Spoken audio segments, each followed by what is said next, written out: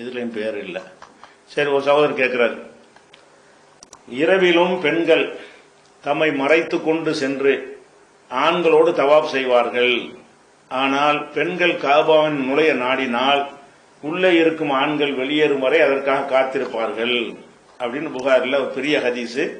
இந்த ஒரு துணுக்க மட்டும் போட்டு கேள்வி கேட்கிறார். புகாரில 1618வது ஹதீஸில் இந்த வாசகம் மட்டும் கேட்டு கேள்வி கேட்கிறார். என்ன கேட்கிறாருன்னா, பெண்கள் தவாப் செய்யும் பொழுது, ஆண்கள் தவாப் செய்வாங்கல்ல, காபத்துல்லாவை தவாப் செய்யும் பொழுது இரவுல பெண்கள் தவாப் செய்ய போவாங்களாம்.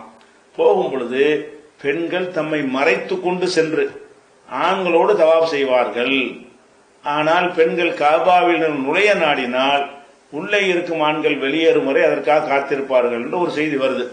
இதுல இருந்து ஒரு கேள்வி என்ன கேட்கிறார்னா, முகத்திரை அணியக்கூடாது என்றால் இந்த ஹதீஸின் விளக்கம் என்ன கேட்கிறார். இந்த ஹதீஸுக்கு அந்த மொழிபெயர்ப்பு தமிழாக்கத்தில் பண்ணிருக்காங்கல்ல, அந்த மொழிபெயர்ப்புல உள்ள கோளாறு தான் அடிப்படையான காரணம்.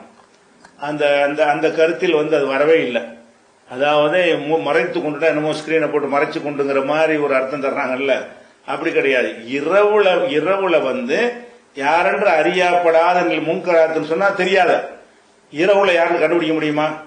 பகல்ல வந்தா வெளிச்சத்துல இன்னாரு கண்டுபிடிப்பாங்க. இரவுல வந்தாங்கன்னு சொன்னா அதுல என்ன செய்ய முடியாது, அவங்கள கண்டுபிடிக்க முடியாது. யாரென அறியாத நிலையில் அந்த பெண்கள் போய் தவாப் செய்வார்கள் இருட்டுல.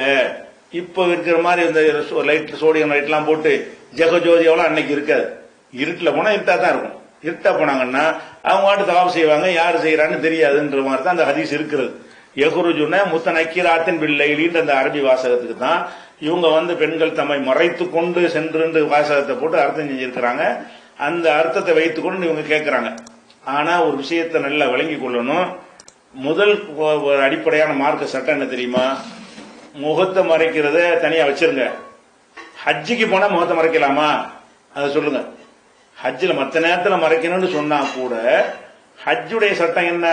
ஹஜ்ஜிக்கு போனால் பெண்கள் என்ன செய்யக்கூடாது, முகத்தை மறைக்க கூடாது என்று புகாரில் 1838வது ஹதீஸில் இருக்கிற தன் தகைவில் மரத்துல் முஹரிமா, இஹ்ராம் அணிந்த எந்த ஒரு பெண்ணும் முகத்தை மறைக்க கூடாது, நிக்காபு போடக்கூடாது. மற்ற நேரத்தில் போட அனுமதி இருக்குது, கட்டாயம் கிடையாது.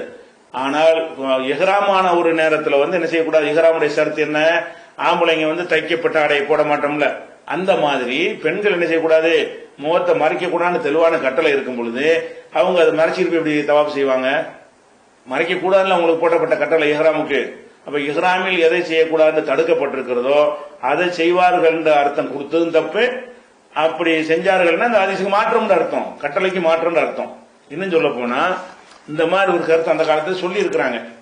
அது ஃபத்ஹுல் பாரில இப்னு ஹஜர் எடுத்து எழுதிட்டு இதிலிருந்து இஹ்ராம் அணிந்திருக்கிற பெண்கள் நிக்காபு போடலாம் என்று இந்த ஹதீஸை வைத்து சில பேர் ஆதாரமாக காட்டுகிறார்கள்.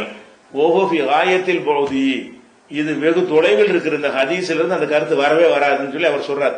இந்த மாதிரி தாவூதுங்கிற ஒரு ஆளு செய்யற தாவூதுங்கிறவரு இந்த கருத்தை சொல்லி இருக்கிறார். அதை வச்சுதான் மொழியாக்கமும் செஞ்சுட்டாங்க.